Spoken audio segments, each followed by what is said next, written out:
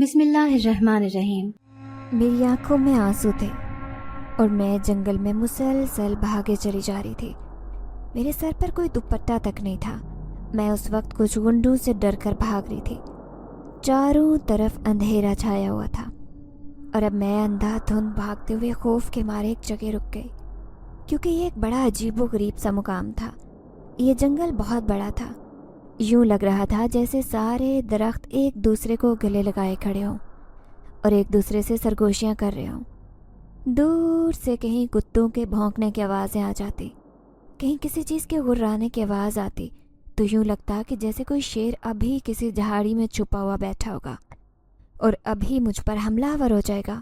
मैं धड़कते दिल के साथ इधर उधर देखती चल रही थी। मेरी आंखों में आंसू थे और फटते जज्बात से मैं रोती चली जा रही थी। मैंने कभी भी इस तरह अंधेरे में सफ़र नहीं किया था। सफ़र तो दूर, मैं कभी अंधेरे में रही ही नहीं थी और आज मैं उस अंधेरे में एक जंगल में भटकती हुई फिर रही थी। मेरे दिल की धड़कनें बेतरतीब और बेकाबू होती जा रही थी।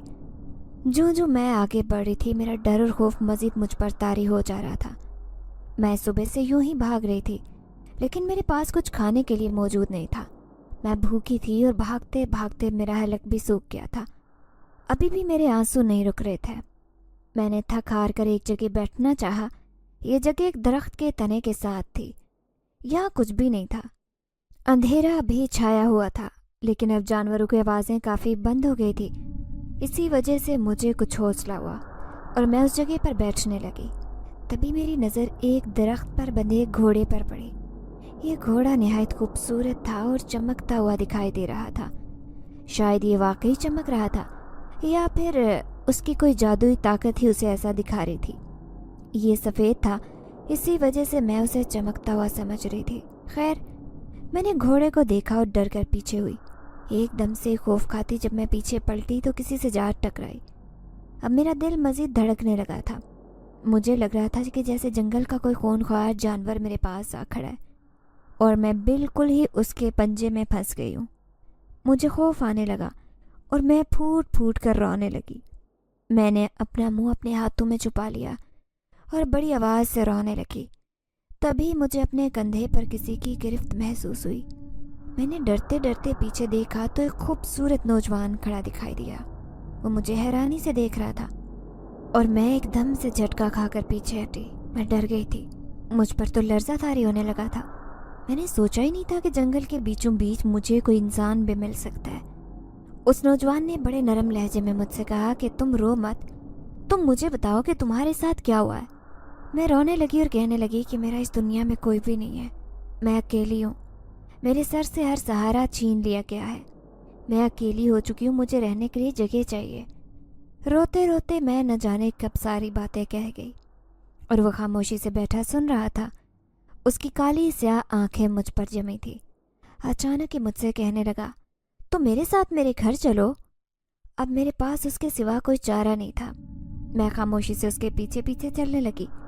रास्ते में वो मुझसे कहने लगा कि मैं तुम्हें अपने घर ले जाता हूँ। तुम जब तक चाहो मेरे घर में रह सकती हो। मेरे घर में मेरी एक बूढ़ी माँ है और एक मैं हूँ। बस हम अकेले रहते हैं और यहीं पास ही हमारा घर है। मैं ये सुनकर हैरान हुई कि आखिर जंगल के बीचों बीच किसका घर हो सकता है। ये लोग यहाँ इस जंगल में कैसे रहते होंगे जो अपना घर जंगल के बीचों बीच यूं बसा कर बैठे हैं। खैर, ये बात मेरे जहन में आई और मैंने झटक दी, क्योंकि मुझे लग रहा था कि हो सकता है इनकी ज़मीन ही यहीं पर हो और इनका रहन सहन और इनका मस्कन यहाँ पर हो। मैंने ये सोचकर उसके साथ जाने का तहैया कर लिया, क्योंकि मुझे अकेले जंगल में रात में रहने से बहुत डर लग रहा था। मैंने उनके साथ जाने की तैयारी पकड़ ली। मेरा नाम मुक़द्दस है। मैं एक बड़ी ही बदकिस्मत लड़की थी। मैं नहायत खूबसूरत और पढ़ी लिखी थी। मैंने अपने करीब के स्कूल में से 10वीं पास की। 10वीं पास करने के बाद मेरी सौतेली माँ ने मुझे घर में बिठा दिया, क्योंकि मेरी अपनी माँ मुझे पैदा करते ही अल्लाह को प्यारी हो गई थी। यही वजह थी कि मेरे बाप ने मुझे पालने के लिए एक औरत से शादी कर ली, क्योंकि वो अकेला अपनी बेटी को पाल नहीं सकता था। क्योंकि उसका लकड़ियों का कारोबार था और वो लकड़ियों का ट्रक भर के कभी एक शहर से दूसरे शहर जा रहा होता तो कभी दूसरे शहर से तीसरे शहर जा रहा होता। अक्सर वो घर में टिकता ही नहीं था। اپنی نومولود بچی کو پالنے کے لیے اسے کسی عورت کی ضرورت تھی، کوئی ایسی عورت جو مجھے پال سکتی۔ اپنے باپ کی غیر موجودگی میں بچی آرام سے ہی کسی کے ہاتھوں پل سکتی۔ میری تربیت ویسے ہی ہوتی جیسے میری ماں کرتے تھے۔ یہی وجہ تھی کہ میرے باپ نے اپنے ارد گرد کی کچھ عورتوں سے کہہ کر ایک عورت ڈھونڈنے کے لیے کہا تھا۔ رشتے والی ایک عورت نے ایک لڑکی کے بارے میں بتایا اور پھر کچھ صلاح مشورہ کرنے کے بعد میرے باپ نے اس سے شادی کر لی۔ شادی کی پہلی رات ہی میرے باپ نے مجھے اٹھا کر میری نئی ماں کے حوالے کر دیا اور اس سے کہا کہ میں نے تم سے شادی صرف اور صرف اپنی بیٹی کے لیے کی ہے۔ میں چاہتا ہوں کہ تم میری بیٹی کی اچھے طریقے سے پرورش کرو۔ یہ میری بیوی کی آخری نشانی ہے اور مجھے اس سے بہت محبت ہے۔ میں نہیں چاہتا کہ اس پر کوئی حرف بھی آئے۔ اس کی بات سن کر میری نئی ماں کچھ گھبرائی اور پھر اس کے بعد اس نے میرے بابا کے ہاتھوں سے مجھے لے لیا اور میری دیکھ بھال کرنے لگی تھی۔ اب وہ ایک مجبوری کے تحت مجھے پال رہی تھی، کیونکہ اسے اپنے شوہر کی دھن دولت سے پرواہ تھی، اسے میری کوئی پرواہ نہیں تھی۔ دل ہی دل میں وہ مجھ سے نفرت کر رہی تھی۔ یہی وجہ تھی کہ جب میں بڑی ہوئی تو میری ماں نے فوراً ہی مجھے گھر کے چولہے چونکے میں ڈال دیا۔ اس کا کہنا تھا کہ اگر میں نے تجھے گھرداری نہیں سکھائی تو لوگ کیا کہیں گے؟ لوگ تو یہی کہیں گے نا کہ سوتیلی ماں تھی، اس نے کچھ سکھایا ہی نہیں۔ بس اسی بات کے زیر اثر اس نے مجھے جلد ہی گھر کے کاموں میں لگا دیا۔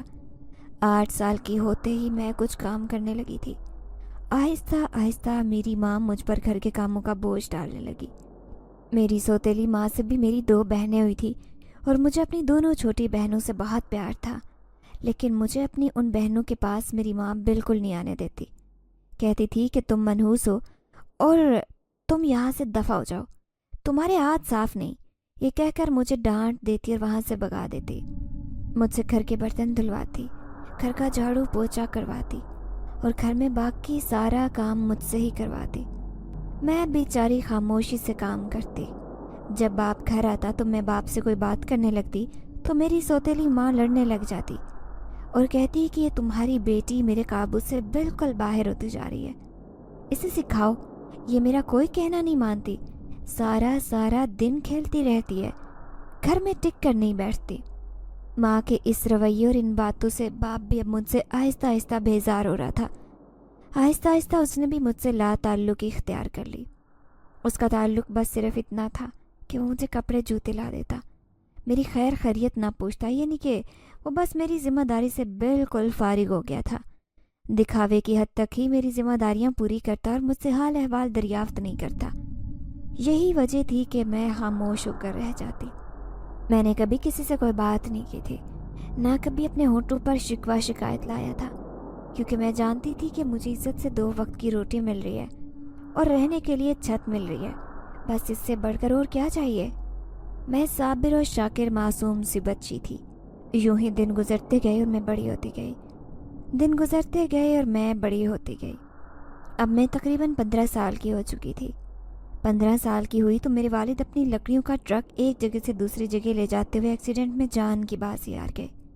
بس میرے باپ کی رخصتی کا ہونا ہی تھا کہ مجھ پر آفتوں کے مزید پہاڑ ٹوٹ پڑے۔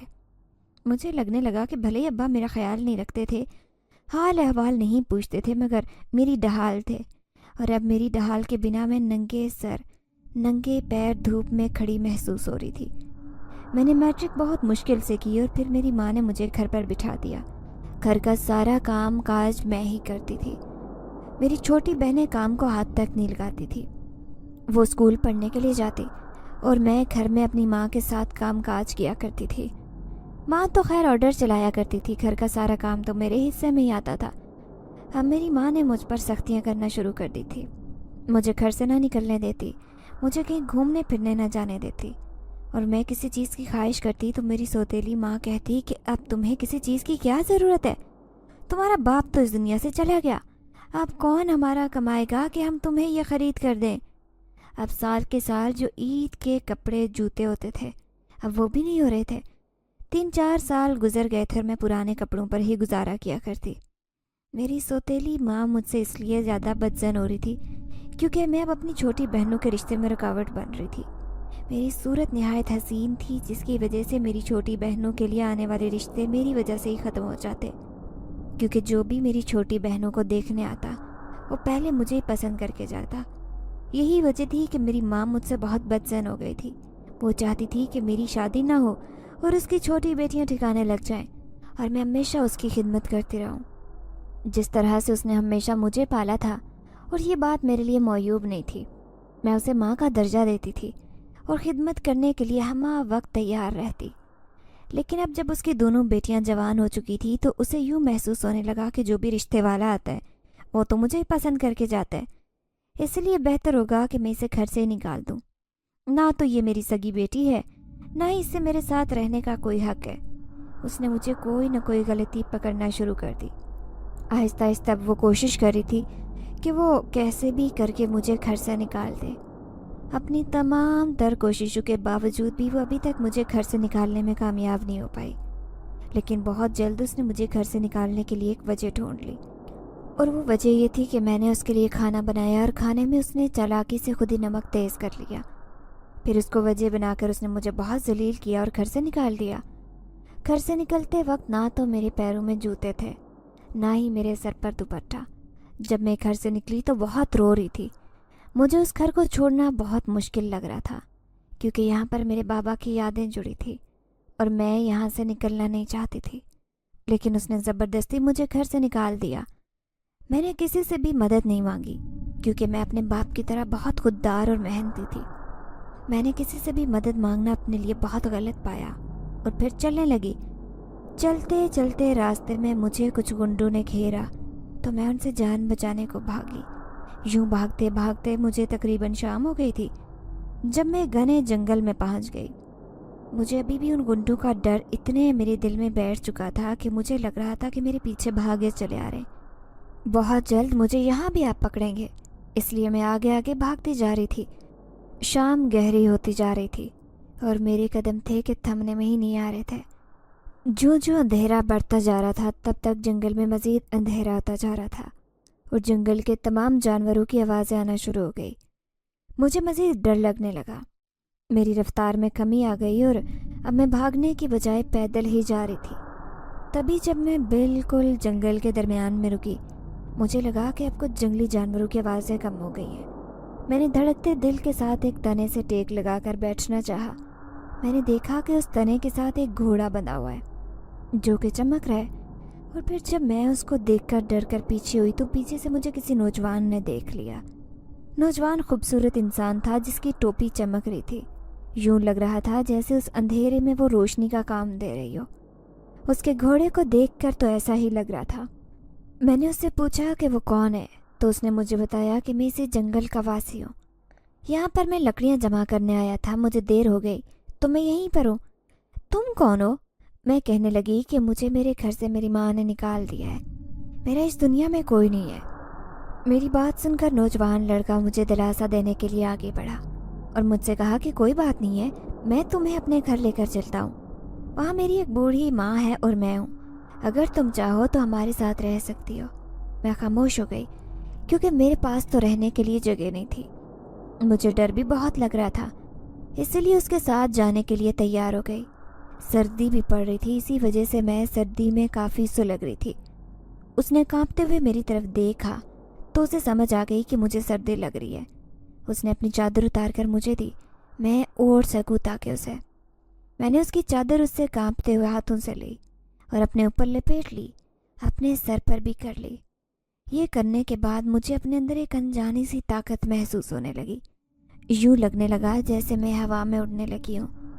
مجھے یہ شال بھی چمکتی ہوئی محسوس ہو رہی تھی، لیکن مجھے لگ رہا تھا کہ شاید یہ میری آنکھوں کا دھوکہ ہے، نظر کا دھوکہ بھی ہو سکتا ہے۔ اسی لیے میں نے جب دوبارہ اس ٹوپی کی طرف دیکھا تو اس کی ٹوپی پہلے سے زیادہ چمک رہی تھی اور وہ بھاگتا ہوا مجھے اپنے پیچھے گھوڑے پر بٹھا کر بالکل جنگل کے درمیان لے آیا۔ یہ جنگل کے درمیان میں بنی ایک ندی کے کنارے چھوٹی سی جھونپڑی تھی۔ اس جھونپڑی میں اس نے بتایا کہ اس کی ماں اور وہ رہتے ہیں۔ وہ جھونپڑی کے آگے رکا۔ جھونپڑی کے اندر سے کافی روشنی آ رہی تھی، یوں لگ رہا تھا جیسے بلب چل رہا ہو، لیکن اس کے ارد گرد سارا جنگل ہی جنگل تھا، سارے کے سارے درخت ہی درخت تھے۔ تو پھر یہاں سے بجلی کیسے آ رہی تھی؟ میں اس کو دیکھ کر کافی حیرت زدہ کھڑی تھی جب مجھے اس نوجوان لڑکے کی آواز سنائی دی۔ اس نے مجھے کہا کہ آؤ اندر آ جاؤ۔ وہ مجھے لے کر اپنے ساتھ اندر چلا گیا۔ मैंने जाकर जो ही देखा, उसकी माँ एक बूढ़ी औरत थी जो एक चारपाई पर पड़ी सो रही थी और अपने बेटे का इंतज़ार कर रही थी। यूं ही उसका बेटा अंदर दाखिल हुआ। वो जल्दी से उठ बैठी और कहने लगी, शुक्र है मेरा बेटा तू आ गया, कब से तुम्हारा इंतज़ार कर रही थी। ये कहते हुए उसने पीछे से आते हुए मुझे देखा और हैरानगी से बेटे की तरफ देखने लगी। वो कहने लगा कि मुझे ये जंगल से मिली है, इसका कोई नहीं है, हम इसे कुछ दिन अपने पास रख लेते हैं। इस बात का सुनना था कि वो बूढ़ी काफ़ी खुश हो गई। उसने मुझे अपने पास रखने का इरादा कर लिया। बूढ़ी मुझे मिलकर काफ़ी खुश थी और उसको कहा कि तुम दोनों बैठो, मैं तुम दोनों के लिए खाना गर्म करके लाती हूँ। वो बूढ़ी औरत ये कहकर झोंपड़ी से बाहर निकल गई, जबकि मैं हैरानी से बाहर देखने लगी क्योंकि बाहर बहुत ज़्यादा अंधेरा था और बाहर कोई चूल्हा वगैरह दिखाई नहीं देता था। लेकिन कुछ ही लम्हों बाद वो बूढ़ी अपने हाथों में एक बड़ी सी ट्रे लिए हाजिर हुई जिसमें काफ़ी सारा खाना मौजूद था, साथ में फल भी थे। ये देखकर मैं हक्का बक्का रह गई, लेकिन मैं पूछने की हिम्मत नहीं कर पाई क्योंकि मैं बहुत भूखी थी। और जो ही मैंने अपने सामने इतनी सारी चीज़ें देखी, बिना सोचे समझे उन चीज़ों पर टूट पड़ी। जब मैं मुकम्मल तौर पर खाना खा चुकी थी तो मुझे एकदम से नींद आने लगी। हालांकि मेरी आंखों से नींद तो पहले ही रुखसत हो चुकी थी और मैं नींद में कैसे जा सकती थी, लेकिन अचानक ही मुझे बहुत ज़्यादा नींद सताने लगी और मैं सोने लगी। मालूम नहीं खबर कहाँ मैं सोई, मुझे कुछ याद नहीं था। लेकिन जब मैं उठी तो मैंने देखा कि झोंपड़ी में कोई मौजूद नहीं था। झोंपड़ी में सारी की सारी रोशनी थी और मैं उठकर झोंपड़ी से बाहर आई। झोंपड़ी से बाहर आकर देखा तो यहाँ का मंजर देखकर मैं हैरत और परेशानी में शशोपन में खड़ी ये सब कुछ देखने लगी। क्योंकि जब मैं रात को यहाँ आई थी तो झरना बहने की आवाज़ थी और यूँ लग रहा था कि जैसे साथ ही कोई नदी बह रही हो। लेकिन अब तो यहाँ पर कोई नदी नहीं थी और अब ये झोंपड़ी एक पहाड़ पर वाक़ई थी। मैं ये सब कुछ देखकर हैरत से अपना मुंह तक रही थी।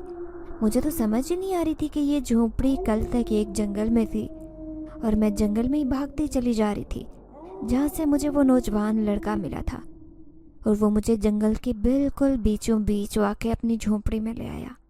लेकिन अब जब मेरी आँख खुली तो ये झोंपड़ी एकदम से कैसे पहाड़ पर वाक़ई हो गई थी। पहाड़ी पर ना तो कोई दरख्त था और ना ही कोई और चीज़। मैंने देखा कि झोंपड़ी के सामने ही वो औरत चूल्हा डाले उसमें कुछ लकड़ियाँ डाले कुछ पका रही थी। मैंने उससे पूछा कि आंटी, मैं कल जब यहाँ आई थी तो ये आपकी झोंपड़ी एक जंगल में थी, क्योंकि जंगल से ही तो मुझे आपका बेटा यहाँ लाया है, लेकिन अब तो ये झोंपड़ी एक बहुत बड़े पहाड़ पर वाक़ई है, वो जंगल कहाँ गया। जबकि वो बूढ़ी औरत मुझे देखकर कहने लगी कि अरे बेटा, आपको कोई वहम हुआ होगा, हम तो सदियों से यहीं पहाड़ों पर ही रह रहे हैं, आप यहीं हमारे पास आई थी। शायद आपको नींद की वजह से कोई ख्वाब आया होगा जिसकी वजह से आप ये बातें कर रही हैं। खैर, आप उठ गई हैं तो मैं आपको नाश्ता दे देती हूँ, आप नाश्ते में क्या लेना पसंद करेंगी। जबकि मैं तो गुमसुम से खामोश खड़े सबको देख रही थी। मैंने आगे बढ़कर देखा तो नीचे का सारा मंजर देखकर मेरे पाँव के नीचे से ज़मीन निकल गई। ये वाकई में पहाड़ी एक बहुत ऊंची थी और उसके ऊपर बिल्कुल किनारे पर ये झोंपड़ी वाक़ई थी। जो ही मैंने नीचे देखा मुझे लगा कि मैं भी नीचे गिर जाऊंगी, बहुत नीचे। मुझे कुछ हल्के फुल्के दरख्त दिखाई दे रहे थे, लेकिन वो भी हल्के हल्के महसूस हो रहे थे। ऐसे लग नहीं रहा था कि वो दरख्त हो। वो जंगल तो बिल्कुल भी नहीं था कि मैं समझ लेती कि वो जंगल था। खैर, मैं खामोशी से सबको देखती रही। फिर बहुत जल्द मेरे कानों में उस बूढ़ी की आवाज़ टकराई और उसने मुझे चाय का कप पकड़ाने के साथ में कुछ और चीज़ें भी दी। मैं खामोशी से चाय का कप पकड़कर पीने लगी। मुझे अभी यकीन नहीं आ रहा था कि मैं एक जंगल में थी और अब यहाँ तक आ पहुँची। खैर, जो कुछ भी हो गया था वो सब अपना ख्याल समझकर मैंने सब मुस्तरद कर दिया और ख़ामोशी से यहाँ रहने लगी, क्योंकि मेरे पास रहने के लिए और कोई ठिकाना था भी नहीं कि मैं अब यहाँ से जाती तो कहाँ जाती। खैर, मैंने खामोशी इख्तियार कर ली। मुझे वाकई लगने लगा था कि कहीं ये मेरा वहम ही होगा, और फिर ये सोचते हुए मैंने यहाँ पर रहना शुरू कर दिया। अब जब लड़के के घर आने का टाइम हुआ और लड़का घर वापस आया तो मैंने देखा उसके सर पर मौजूद टोपी बिल्कुल सादा सी है, और जब पिछली रात को जो मुझे मिला था तो यूँ लग रहा था जैसे मोती सितारे चमक रहे हों, लेकिन अब ऐसा कुछ भी नहीं था। मैं उसे देखकर हैरान हुई اور کہنے لگی کہ یہ آپ کی وہی ٹوپی ہے جو آپ نے کل پہن رکھی تھی۔ وہ لڑکا کہنے لگا کہ ہاں یہ وہی ٹوپی ہے، لیکن میں کہنے لگی کہ کل تو اس پر موتی اور ستارے لگے تھے اور چمک رہے تھے، لیکن آج تو اس پر کچھ بھی نہیں ہے۔ جبکہ وہ لڑکا میری بات سن کر ہنسنے لگا اور کہا نہیں ایسی تو کوئی بات نہیں، میری یہی ٹوپی تھی جو اس رات میں نے پہن رکھی تھی اور آج بھی یہی پہنے ہوئی ہے۔ کافی بحث و مباحثے کے بعد میں خاموش ہو گئی اور مجھے لگنے لگا کہ واقعی میں وہ سارے کا سارا میرا وہم تھا۔ خیر میں خاموشی سے یہاں کچھ دن گزارنے پر پابند تھی، لیکن جب تیسرے روز میں اٹھی تو میں نے دیکھا کہ ایک بار پھر سے میں ایک گھر میں ایک جنگل میں قید ہوں۔ میں نے پھر اس بوڑھی عورت سے پوچھنا چاہا۔ جو ہی میں اس بوڑھی عورت کو ڈھونڈنے کے لیے باہر نکلی، میرے کانوں میں کوئی آواز پڑی۔ یہ آواز بالکل انجان تھی، میں بالکل اس آواز کو نہیں پہچانتی تھی۔ میں نے خیر یہ آواز سننے میں اپنا کافی وقت لگایا تھا اور کچھ وقت بعد مجھے سمجھ آنے لگی کہ آخر کیا بات ہو رہی ہے۔ وہ ایک عورت کی آواز تھی اور ایک مرد کی آواز تھی، لیکن ان آوازوں میں زمین آسمان کا فرق تھا، اور جب مرد بولتا تو یوں لگتا کہ جیسے ساری زمین ہل رہی ہو، جیسے لرزہ طاری ہو رہا ہو۔ خیر میں نے آگے ہو کر دیکھا تو سامنے دو لمبے تڑنگے انسان کھڑے تھے، لیکن ان کے چہرے انسانوں سے الگ تھے، ان کی جسامت بالکل انسانوں جیسی تھی۔ میں یہ دیکھ کر بہت دہل گئی، مجھے بہت ڈر لگنے لگا تھا۔ میں ان کی باتوں سے یہ جان گئی تھی کہ وہ انسان نہیں بلکہ جنات ہیں، اور اس بات کا پتہ چلنا تھا کہ مجھے اپنا دل دھڑکتا محسوس ہوا۔ مجھے لگا کہ جیسے میرا دل اچھل کر حلق میں آ گیا ہو۔ میں آنکھوں میں آنسو لیے پیچھے کی طرف ہوئی، مجھے بہت ڈر لگ رہا تھا۔ بچپن سے میں نے سن رکھا تھا کہ جنات انسانوں کو بہت تکلیف پہنچاتے ہیں، لیکن میری ماں کی یہ بات مجھے یاد آئی تھی کہ وہ بہت رحم دل بھی ہوتے ہیں۔ مجھے لگنے لگا کہ شاید یہ رحم دل ہوں اور مجھے کچھ بھی نہ کہیں۔ تبھی میرے کانوں میں اس لڑکے کی آواز آئی۔ وہ کہہ رہا تھا کہ دیکھنا میں اس سے شادی کروں گا اور میں اسے اپنے جیسے بچے بھی پیدا کروں گا، وہ آدھے انسان اور آدھے جن ہوں گے، پھر دیکھنا میں اس پوری دنیا پر راج کروں گا۔ میرا برسوں کا ایک ہی سپنا تھا کہ میں ایک انسانی عورت سے شادی کروں گا اور پھر اس میں آدھے جنات اور آدھے انسانوں کو پیدا کروں گا، پھر ہم اس دنیا پر راج کریں گے، راج۔ اور دیکھنا ہماری وہ کامیابی بہت جلد آنے والی ہے۔ یہ اس مہینے کی 15 تاریخ کو جب میں دیکھوں گا کہ چاند گرہن لگ رہا ہے، میں تبھی اس سے شادی کر لوں گا، اور پھر دیکھنا مجھے اس دنیا پر راج کرنے سے کوئی نہیں روک سکتا۔ یہ کہتے ہوئے اس نے ایک جاندار قہقہ لگایا، جبکہ مجھے اپنی سانس مزید بے ترتیب ہوتے دکھائی دی۔ میرا دل اچھل کر میرے حلق میں آ گیا اور میری آنکھوں سے آنسو بہنے لگے۔ مجھے یقین ہی نہیں آ رہا تھا کہ وہ اتنا خوبصورت نوجوان، اتنا خیال رکھنے والی بڑھیا یوں میری جان کے دشمن ہو جائیں گے، یعنی مجھ سے شادی کر کے پوری زمین پر فساد پھیلائیں گے۔ میں اس بات کو سوچ کر دل ہی دل میں اللہ سے دعا کرنے لگی کہ مجھے ان سے بچا لے۔ نہ جانے ایسی کون سی غلطی ہو گئی ہے جس کی مجھے سزا مل رہی ہے۔ مجھے پہلے اپنے گھر سے بے گھر کیا گیا اور اب مجھے ان جنات کے حوالے کر دیا گیا ہے۔ میں نے تو جنات کے بارے میں صرف سنا تھا اور اب میں نے دیکھ بھی لیا۔ نہ جانے اب میں کیا کروں گی، میں یہ سوچتے ہوئے رونے لگی۔ تبھی میرے دماغ نے فوراً چلنا شروع کر دیا۔ میں نے سوچا کہ جب رات کو وہ سب سو جائیں گے تو میں آہستگی سے جھونپڑی سے نکلوں گی اور پھر جہاں اللہ تعالیٰ مجھے لے جائے گا وہیں تک چلی جاؤں گی۔ مجھے یہ یقین تھا کہ اللہ کی زمین بہت بڑی ہے اور میں ضرور کہیں نہ کہیں کوئی ٹھکانہ ڈھونڈنے میں کامیاب ہو جاؤں گی۔ میں نے رات کو باہر نکلنے کا تہیہ کر لیا اور جب رات ہوئی تو میں ان کے سونے کا انتظار کر رہی تھی۔ مجھے ان دونوں سے ڈر لگ رہا تھا۔ ان کی تمام اچھی شکلوں کے بارے میں جان چکی تھی کہ صرف اور صرف ایک بہروپیے ہیں اور میں ان میں سے کسی کے جھانسے میں بالکل نہیں آؤں گی۔ میں نے سوچ رکھا تھا، لیکن میں نے اپنے چہرے سے اس بات کو ظاہر نہیں ہونے دیا۔ میرا دل ابھی بھی دھڑک رہا تھا، مجھے ان سے بہت خوف محسوس ہو رہا تھا۔ میرا بس نہیں چل رہا تھا کہ میں ابھی اڑوں اور کسی محفوظ مقام پر پہنچ جاؤں۔ جب مجھے مکمل طور پر یقین ہو گیا کہ اب دونوں سو چکے ہیں، میں نے آہستگی سے جھونپڑی کا دروازہ کھولا اور باہر نکل آئی۔ لیکن جیسے ہی میں باہر نکلی میرے پیروں تلے سے زمین نکل گئی۔ یہ جھونپڑی ایک ہوا میں معلق تھی، یوں لگ رہا تھا جیسے وہ ہوا میں اڑ رہی ہو۔ میں نے خوف کھاتی نظروں سے ادھر ادھر دیکھا، وہ واقعی میں آسمانوں میں اڑ رہی تھی اور میرے دل کی دھڑکن مزید تیز ہو گئی۔ اتنے میں مجھے اپنے پیچھے سے اس جن لڑکے کی آواز سنائی دی۔ میں نے دھڑکتے دل کے ساتھ اس کی طرف دیکھا۔ اب وہ آہستہ آہستہ اپنی اصل شکل میں آ رہا تھا اور میں تھر تھر کانپنے لگی اور اس کی طرف دیکھنے لگی۔ وہ کہنے لگا کہ تمہیں ہماری حقیقت کے بارے میں پتہ چل گیا ہے، اب تو میں تمہیں کہیں بھی نہیں جانے دوں گا، واپس آ جاؤ ورنہ ماری جاؤ گی، اگر یہاں سے چھلانگ لگاؤ گی بھی تو نیچے گر جاؤ گی، ماری جاؤ گی، واپس آ جاؤ تو تمہارے لیے بہتر ہے، اس نے کڑکدار آواز میں کہا تھا۔ ایک بار پھر سے میرے دل کی زمین لرزنے لگی۔ مجھے اپنی ماں کی یاد آئی، وہ جو اپنی بیٹیوں کو بولتی تھی اور میں خاموشی سے اس بات کو اپنے پلو سے باندھ لیتی تھی۔ وہ بات یہ تھی کہ جب بھی کوئی مشکل پڑے تم اپنی زبان پر کلمہ طیبہ اور آیت الکرسی کا ورد جاری رکھنا اور ہر مشکل سے ٹکرا جانا، تم دیکھنا اللہ تعالیٰ تمہارے ساتھ ہوں گے۔ اور پھر میں نے اللہ کا نام لیا اور آیت الکرسی پڑھنے لگی۔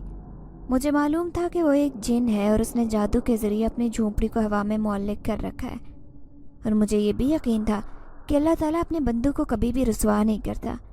میں نے آیت الکرسی پڑھتے ہوئے نیچے چھلانگ لگا دی۔ مجھے اپنے پیچھے ابھی بھی اس جن کی آوازیں سنائی دے رہی تھی۔ میرا دل ابھی بھی پھڑک رہا تھا۔ میں نے اپنی آنکھیں زور سے بند کر لی، لیکن میں ہوش میں تب آئی جب میں نے دیکھا کہ میں ایک زمین پر پڑی تھی، لیکن یہ زمین بہت نرم تھی۔ میں نے دیکھا تو یہ کوئی زمین نہیں تھی بلکہ زمین پر پھیلا ہوا ایک میٹرس تھا، اور یہ بہت بڑا گھر تھا۔ میٹرس پر گرنے کی وجہ سے مجھے کوئی چوٹ نہیں لگی تھی۔ میں نے اپنے ارد گرد دیکھا، اب وہ جن مجھے کہیں بھی دکھائی نہیں دے رہا تھا۔ شاید وہ کہیں دور رہ گیا تھا، یا شاید اسے پتہ نہیں تھا کہ میں کہاں چلی گئی ہوں، یا شاید جو درود شریف اور آیت الکرسی میں نے پڑھی تھی اس کے سامنے اس کی طاقتیں ختم ہو گئی تھی اور اب وہ میرے پیچھے نہیں آ سکتا تھا۔ خیر، میں نے خدا کا نام لیا اور آگے کی طرف بڑھنے لگی۔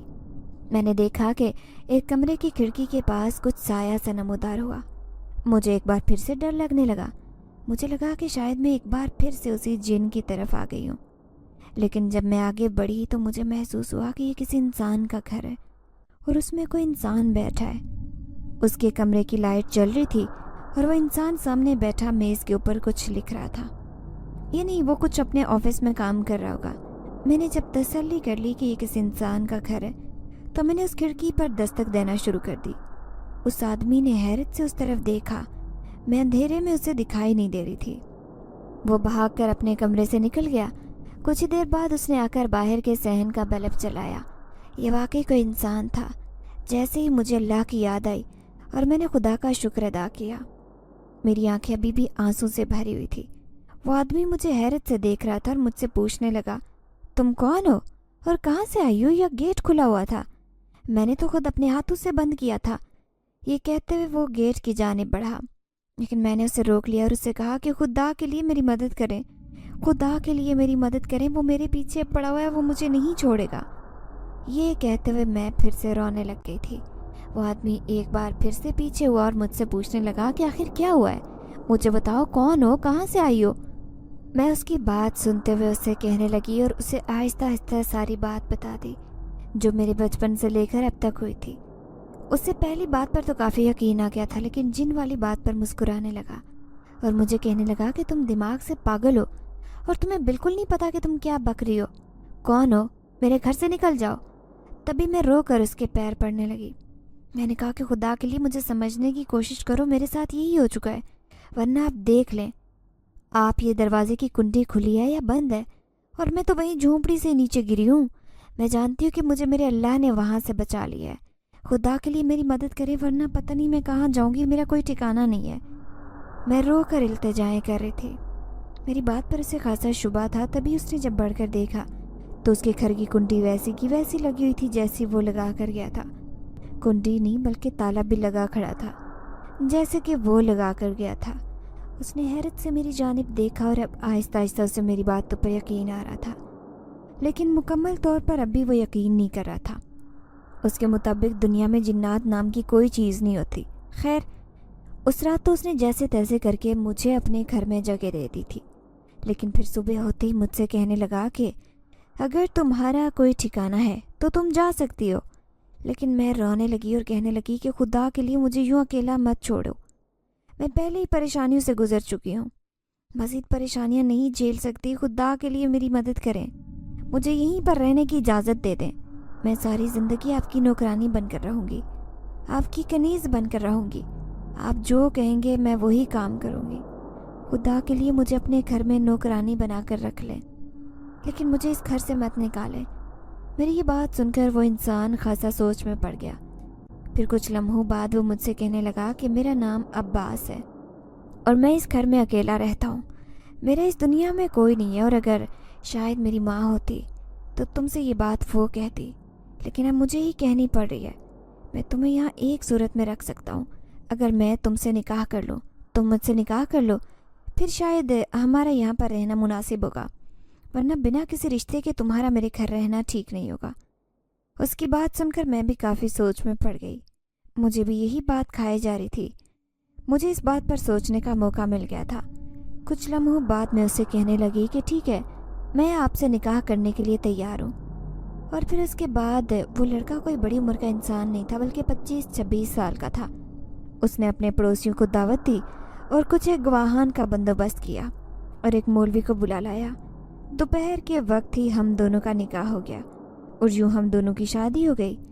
मैं काफ़ी खुश हो गई। मेरा दिल मुतमईन हो गया था कि अब खुदा ने मुझे अपना घर और अपना शौहर दे दिया। उस घर में मैं आज़ादी से रह सकती थी।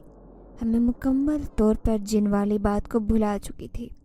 लेकिन रात को जब मैं सोने लगी तो मुझे आहिस्तगी से खिड़की पर किसी चीज़ की खटखटाहट सुनाई दी। मैंने वहाँ देखा तो कोई भी मौजूद नहीं था, लेकिन एक ह्योला सा दिखाई दे रहा था जो आगे की तरफ भाग रहा हो जैसे। मैं एक बार फिर से डर गई। मैंने जल्दी से अपने शौहर को उठाया और उससे कहने लगी कि मैंने एक ह्योला सा देखा है। लेकिन मेरे शौहर ने मुझसे कहा कि कुछ नहीं है, तुम्हारा वहम होगा, तुम सो जाओ। फिर उसके बाद मैंने लैंप को बुझाया और सोने लगी कि तभी मेरी आंखों के सामने एक बार फिर से ह्योला आकर गिर गया। अब मुझे नींद नहीं आ रही थी। मैंने अपने मुंह पर कंबल ओढ़ लिया और सो गई। दूसरे रोज़ भी मुझे सारे घर में वही ह्योला सा दिखाई दे रहा था।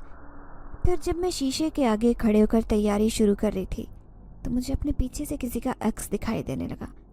ये वही लड़का था जिसने मुझे ले जाकर झोंपड़ी में कैद कर लिया था और मुझसे कहता था कि वो इंसान है, जबकि वो तो एक जिन था।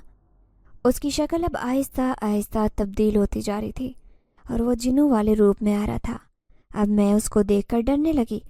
मेरा शौहर उस वक्त घर पर मौजूद नहीं था। उस वक्त मैं घर पर अकेली थी क्योंकि ये दिन था और दिन में मेरा शौहर ऑफिस जाता था।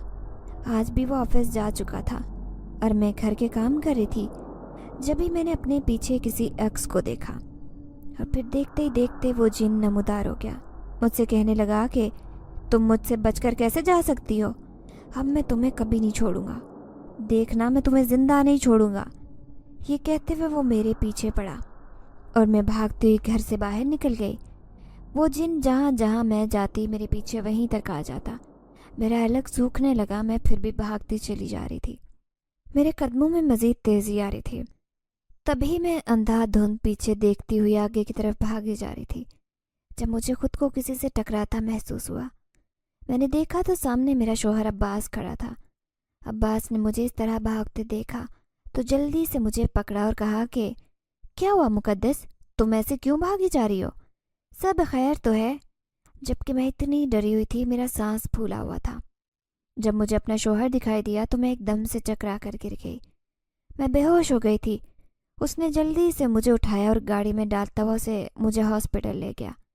हॉस्पिटल में जब मैं बेदार हुई तो उसी तरह से मैं डरी हुई थी और कह रही थी कि मुझे बचा लीजिए, मुझे बचा लीजिए, अब्बास मुझे बचा लीजिए।